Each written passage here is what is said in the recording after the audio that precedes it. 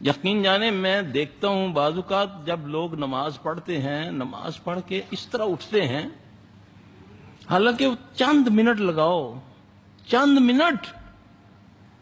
اللہ کے نبی صلی اللہ علیہ وسلم کا فرمان ہے کہ جب آدمی نماز پڑھ کے اس جگہ پر بیٹھا، جب تک کسی سے بات نہیں کرتا، جب تک اپنی جگہ چینج نہیں کرتا، آسمان تک فرشتے اس کی مغفرت کی دعا مانگتے ہیں، اس پر رحمت کی دعا مانگتے ہیں۔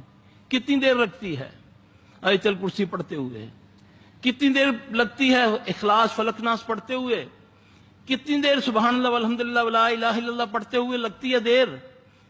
اور ہم ایسا پڑھتے ہیں، نعوذ باللہ نعوذ باللہ، سبحان سبحان سبحان سبحان سبحان سبحان سبحان، استغفر اللہ استغفر اللہ، الحمدللہ الحمدللہ۔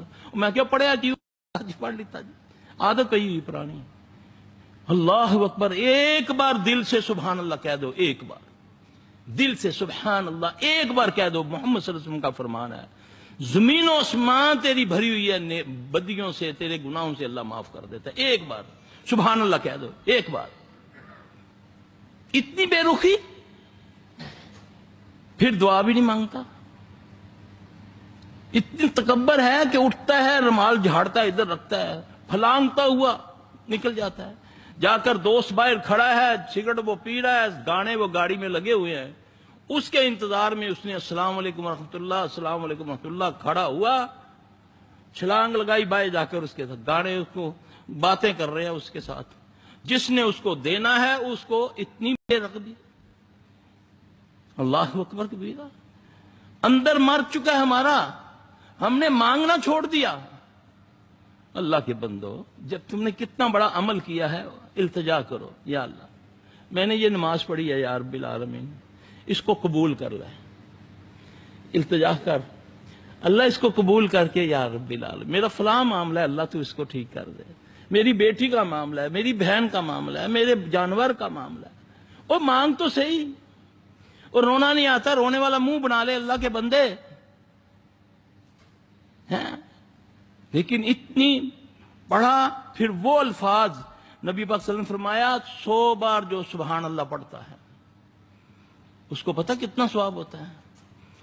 اسماعیل علیہ السلام کے دور کے 100 غلام آزاد کرنے کا ثواب ہے، جو 100 بار کیا پڑھ لے، سبحان اللہ۔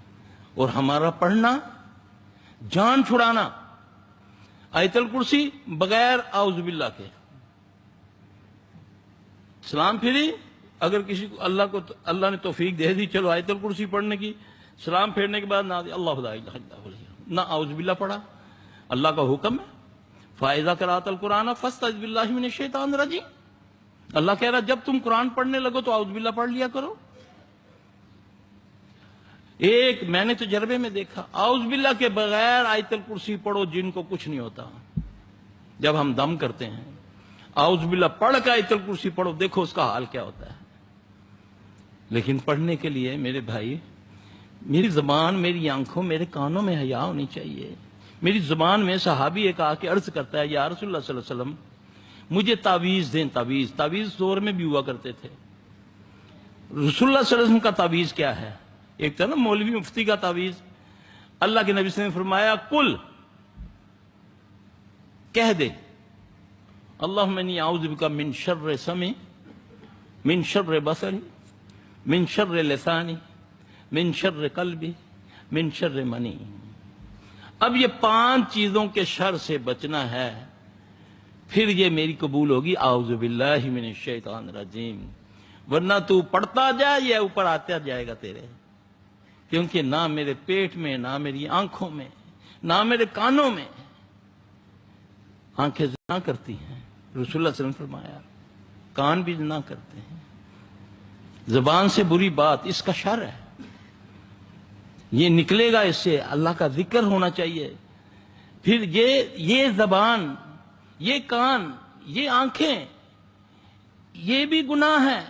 اگر کسی کی بیٹی بہن کو اگر دیکھنا یہ گناہ نہیں ہے، تو وہ ٹیلی ویژن پہ تو میں سب کو دیکھ رہا ہوں، جو دکھانے والی وہ بھی آتی ہے، چاہے وہ خبریں پڑھنے والی ہے، چاہے وہ مولوی صاحب بیٹھے ہوئے ہیں بڑے شیخ الحدیث بن کے، تو وہ بیٹھی ہوئی ہے دوپٹہ آدھا اتار کے، اور ایسے سوال کر رہی ہے کہ مولوی صاحب بچہ بن کے اس کے سامنے بیٹھا ہوا ہے۔ یہ عزت ہے اسلام کی، سبحان اللہ۔